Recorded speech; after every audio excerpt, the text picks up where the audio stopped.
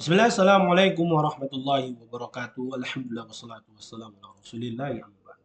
Kita masuk ke bab yang kedua, babul aniyah, itu bab bejana. Wa fihi khamsatu dawabit. Ini ada 5 dawabit, ya. Ad-dabitul awal, dawabit yang pertama yang akan kita bahas adalah yubahu isti'malu kullil aniyati, ya, ila dhahab wal fiddah, ya. Yubahu, yaitu dibolehkan isti'malu kulli aniyati, ya, dibolehkan untuk menggunakan seluruh bejana, ya, jenis apapun dia, murah kah, mahal kah, terbuat dari tanah, terbuat dari milenium, terbuat dari besi kah, semuanya boleh, ya. Illa dhahab wal fiddah, kecuali bejana yang terbuat dari emas dan perak, maka ini tidak boleh. Dalil adalah firman Allah Subhanahu wa taala dalam surah Al-Baqarah. Allah berfirman, "Huwallazi khalaqalakum ma fil ardi jami'a." Dia yang telah menciptakan untuk kalian seluruh apa yang ada di muka bumi. Maka ulama mengeluarkan, ya, kaidah dari ayat ini, al-aslu fil asya al-ibaha. Hukum atas segala sesuatu boleh. Boleh kita menggunakan bejana apapun itu selama tidak ada dalil yang melarangnya. Maka hukum asal atas segala sesuatu yang ada di muka bumi ini halal. Kalau ada orang yang mengharamkannya, maka tanyakan dalilnya. Dan di sini Syekh mengatakan bahwasanya illa dhahab wal fiddah, kecuali bejana yang terbuat dari emas dan perak. Nggak boleh. Kenapa? Bahwasanya telah ada hadis yang melarangnya, khusus untuk bejana emas dan perak. Ya, hadis dari Hudzaifah radhiyallahu anhu bahwasanya Rasulullah SAW bersabda, "La talbasul harira walad dibaja." Jangan kalian menggunakan baju yang terbuat dari sutra, ya, terbuat dari sutra. Al-harir wad dibaja ini adalah baju yang terbuat dari sutra. Wala tashrabu fi aniyati dhahab wal fiddah. Dan jangan kalian minum dari bejana emas dan perak. Nah, di sini Rasulullah SAW mengatakan jangan minum, ya. Al aslu fil amr al wujub, ya, asal dari perintah, ya, al aslu fil nahi al tahrim, asal dari larangan adalah haram. La tashrabu, kata Rasul, jangan kalian minum, ya, fi aniyatid dhahab wal fiddah, di bejana emas dan perak. Wala ta'kulu fi sihafiha, dan jangan kalian makan dari nampan-nampannya. Nah, Rasulullah SAW melarang kita untuk minum dan makan dari bejana dan nampan-nampan yang terbuat dari emas dan perak. Kenapa Rasul larang?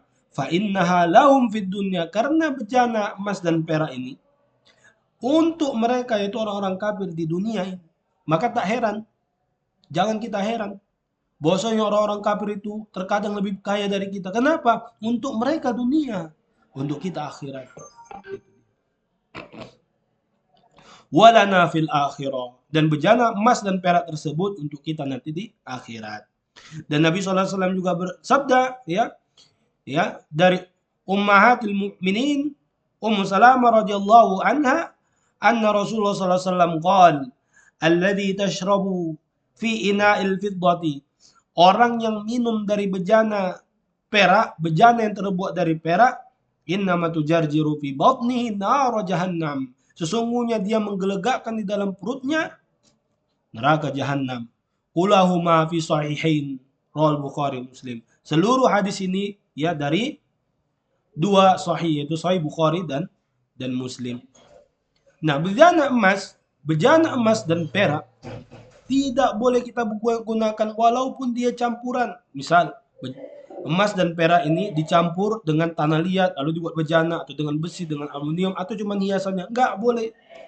Kecuali perak, al-fiddah. Kenapa? Dahulu, ya, diriwayatkan dari Anas radhiyallahu anhu, bejana minum Nabi SAW pecah. Lalu Nabi SAW menempelnya dengan perak.